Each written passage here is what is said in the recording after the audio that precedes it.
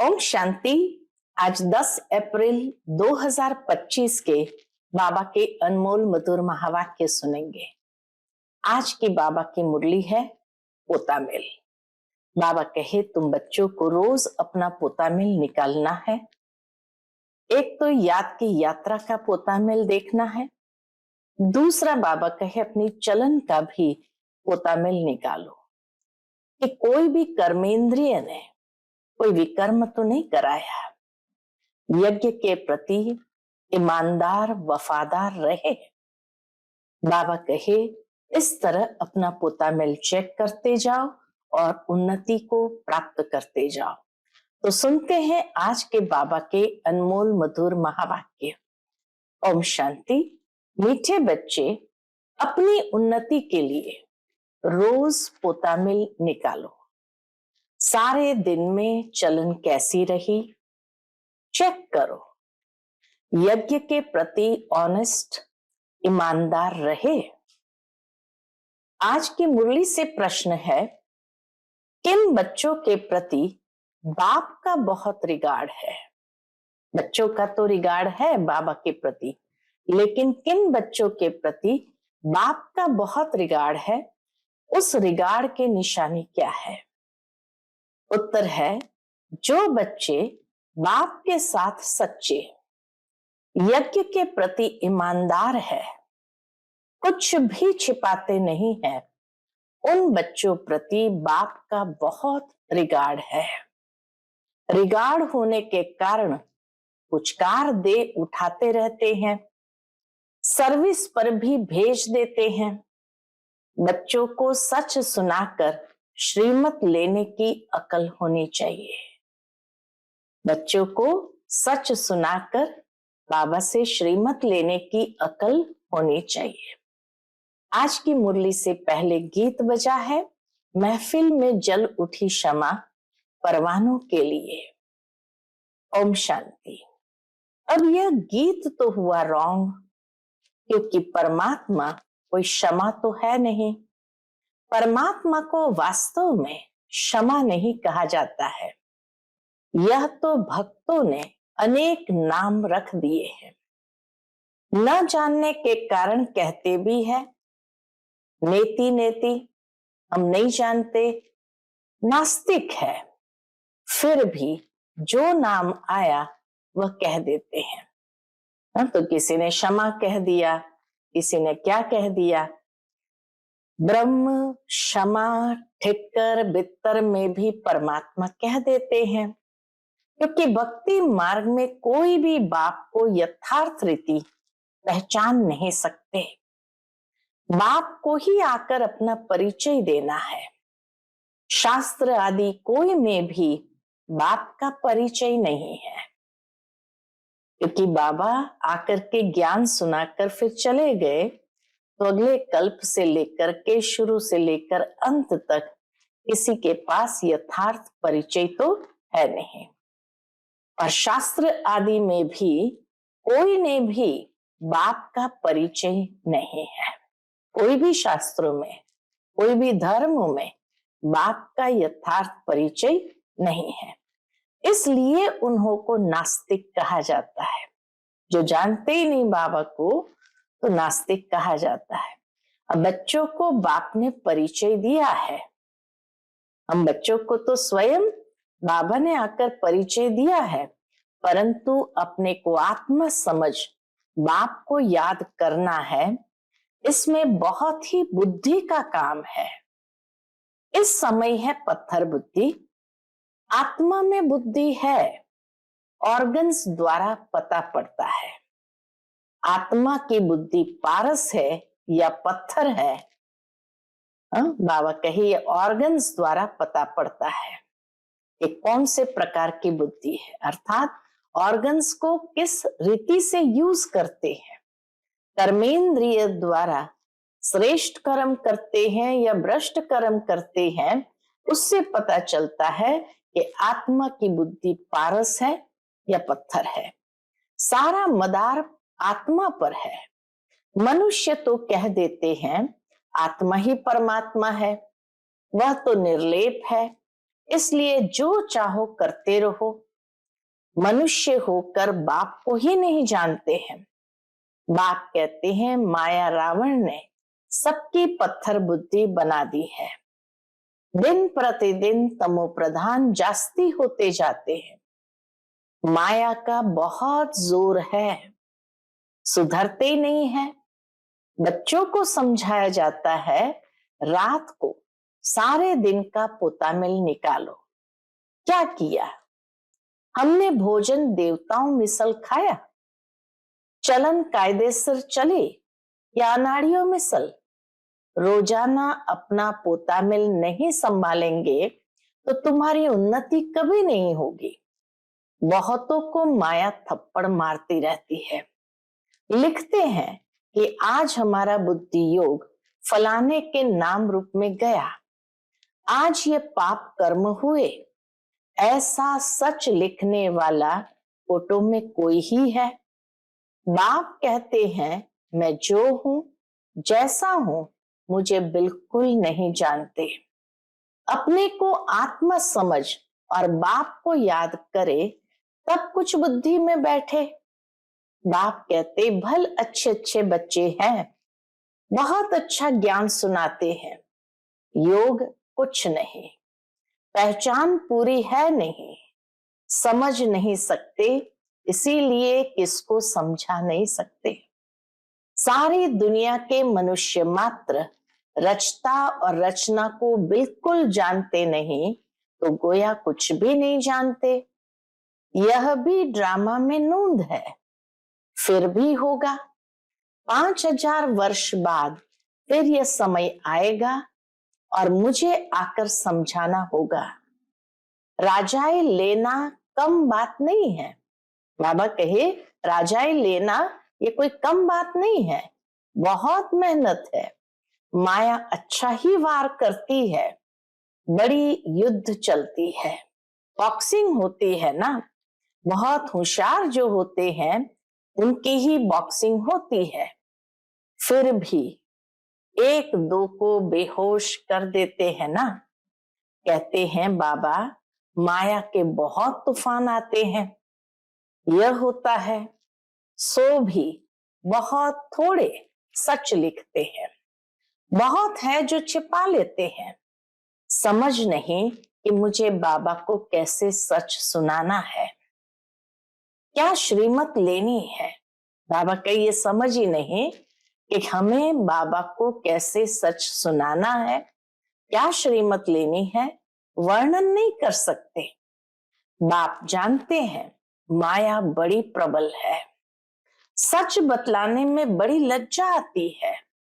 उनसे कर्म ऐसे हो जाते हैं जो बताने में लज्जा आती है।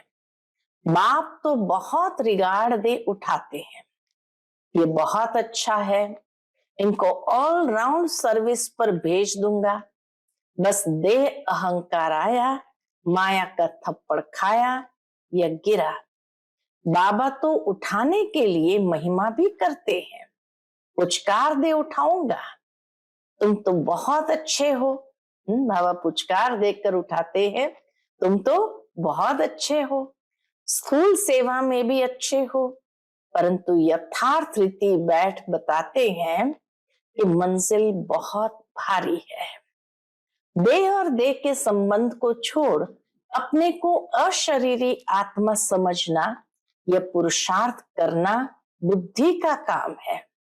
हमारा पुरुषार्थ सारा बुद्धि के आधार पर है, सब पुरुषार्थी है। कितनी बड़ी राजाई स्थापन हो रही है, बाप के सब बच्चे भी है, स्टूडेंट भी है तो फॉलोअर्स भी है। यह सारी दुनिया का बाप है। सभी उस एक को बुलाते हैं, वह आकर बच्चों को समझाते रहते हैं। फिर भी इतना रिगार्ड थोड़ी रहता है। बड़े बड़े आदमी आते हैं, कितना रिगार्ड से उनकी संभाल करते हैं, कितना भपका रहता है। इस समय तो है सब पतित, परंतु अपने को समझते थोड़ी है। माया ने बिल्कुल ही तुच्छ बुद्धि बना दिया है। कह देते सतयुग की आयु इतनी लंबी है तो बाप कहते हैं 100% बेसमझ हुए ना। मनुष्य होकर और क्या काम करते रहते हैं। 5000 वर्ष की बात को लाखों वर्ष कह देते हैं। यह भी बाप आकर समझाते हैं। 5000 वर्ष पहले इन लक्ष्मी नारायण का राज्य था।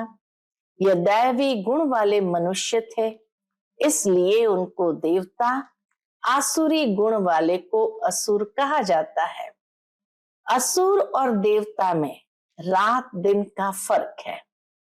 कितना मारा मारी झगड़ा लगा पड़ा है, खूब तैयारियां होती रहती है।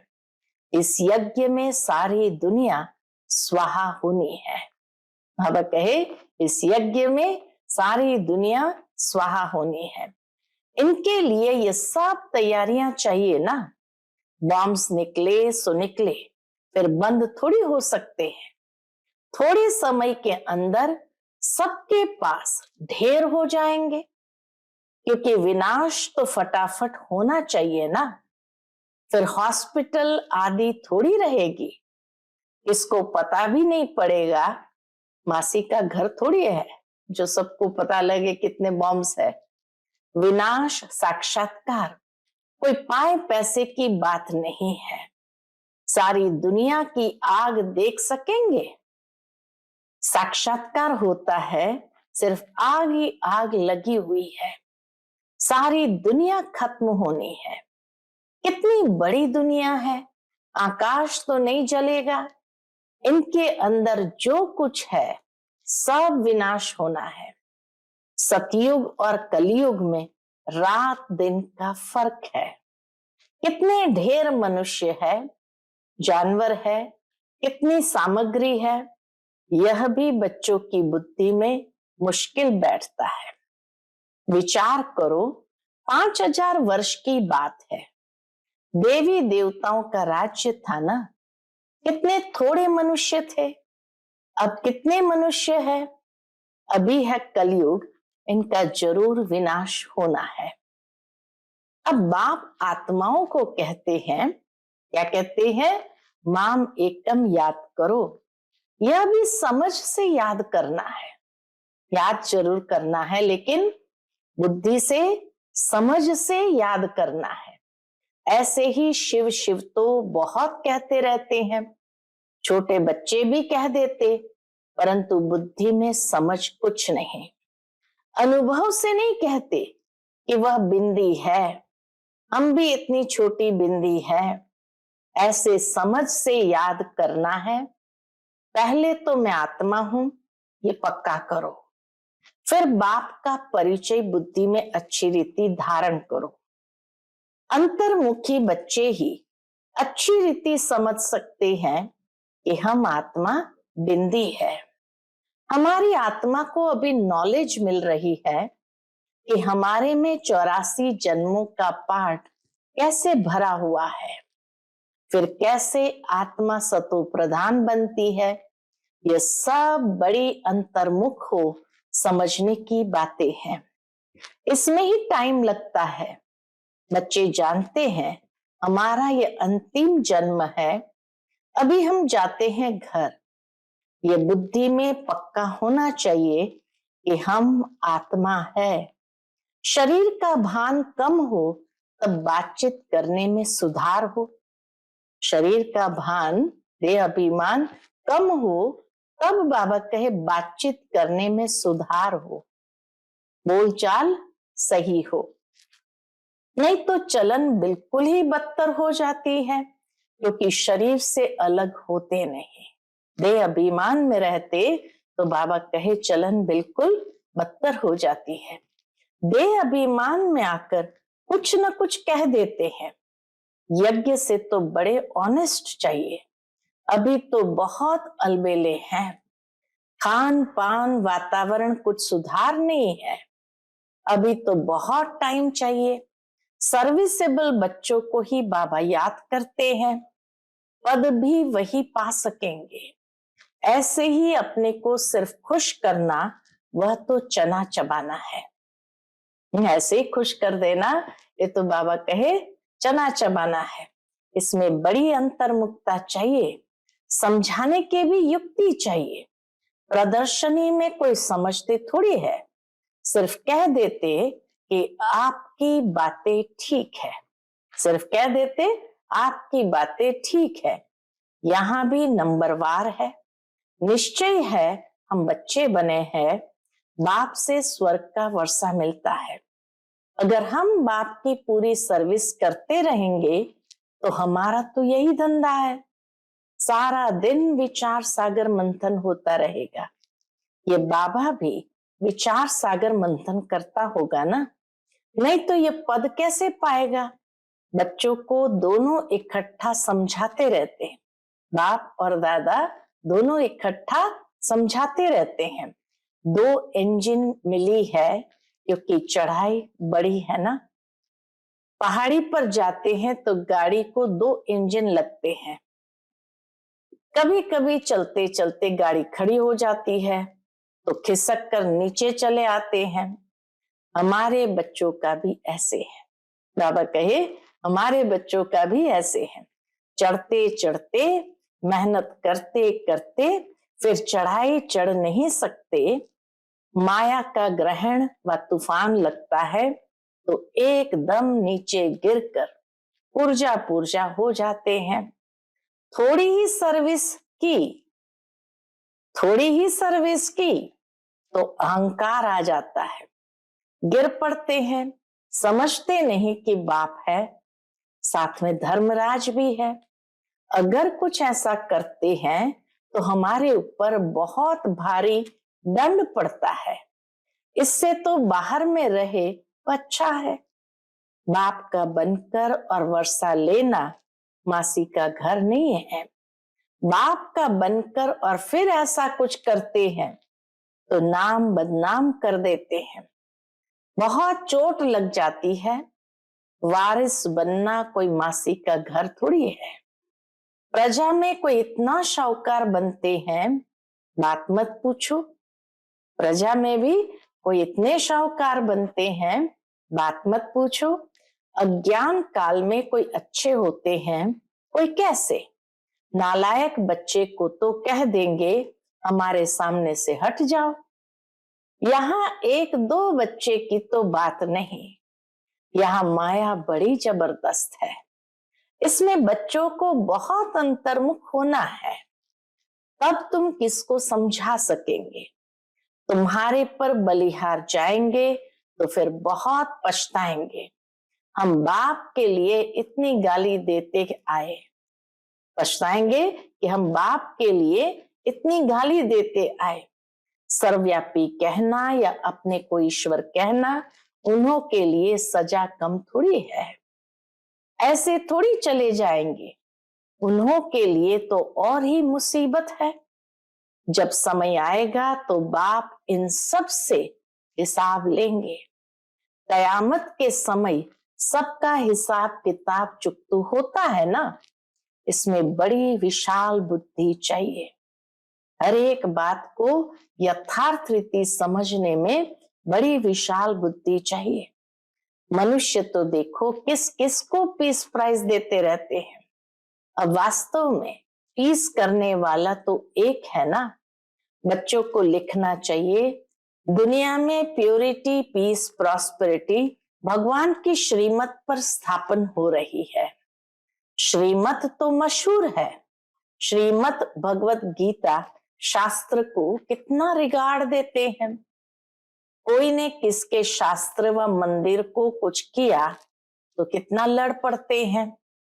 अभी तुम जानते हो ये सारी दुनिया ही जलकर भस्म हो जाएंगी। ये मंदिर मस्जिद आदि को जलाते रहेंगे। ये सब होने के पहले पवित्र होना है। ये ओना लगा रहे, घर बार भी संभालना है। यहाँ आते तो ढेर के ढेर है, यहाँ बकरियों मुआफिक तो नहीं रखना है ना। बाबा कहे यहाँ बकरियों मुआफिक तो नहीं रखना है ना, क्योंकि यह तो अमूल्य जीवन है। इनको तो बहुत संभाल से रखना है। बच्चों आदि को ले आना ये बंद कर देना होगा। इतने बच्चों को कहाँ बैठ संभालेंगे।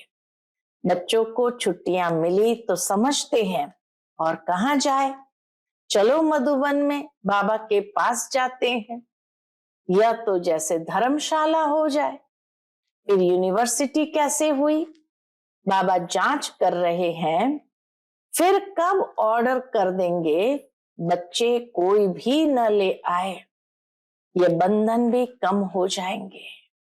माताओं पर तरस पड़ता है, यह भी बच्चे जानते हैं। शिव बाबा तो है गुप्त, इनका भी किसको रिगार्ड थोड़ी है। कई बार बाबा कहे बच्चों को शिव बाबा का भी रिगार्ड थोड़ी है। समझते हैं हमारा तो शिव बाबा से कनेक्शन है। इतना भी समझते नहीं, शिव बाबा ही तो इन द्वारा समझाते हैं ना।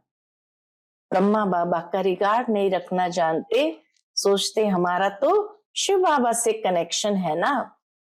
इनका भी किसको रिगार्ड थोड़ी है। समझते हैं हमारा तो शिव बाबा से कनेक्शन है। इतना भी समझते नहीं, शिव बाबा ही तो इन द्वारा समझाते हैं ना। माया नाक से पकड़ उल्टा काम कराती रहती है, छोड़ती ही नहीं है। राजधानी में तो सब चाहिए ना, ये सब पिछाड़ी में साक्षात्कार होंगे। सजाओं के भी साक्षात्कार होंगे। बच्चों को पहले भी ये सब साक्षात्कार हुए हैं, फिर भी कोई कोई पाप करना छोड़ते नहीं।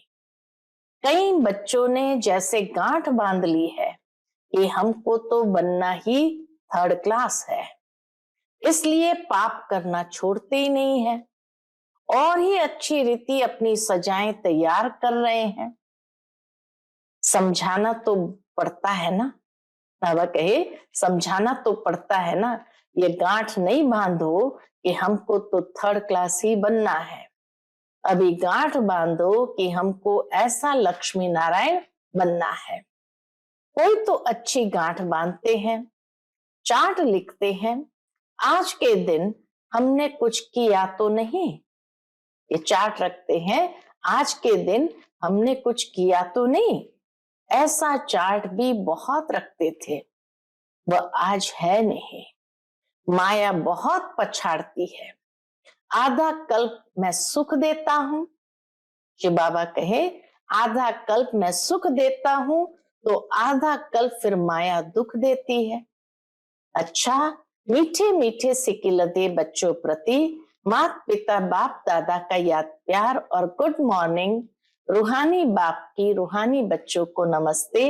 हम सब रूहानी बच्चों की रूहानी माता पिता बाप दादा को याद प्यार, गुड मॉर्निंग और नमस्ते नमस्ते। शुक्रिया बाबा, शुक्रिया।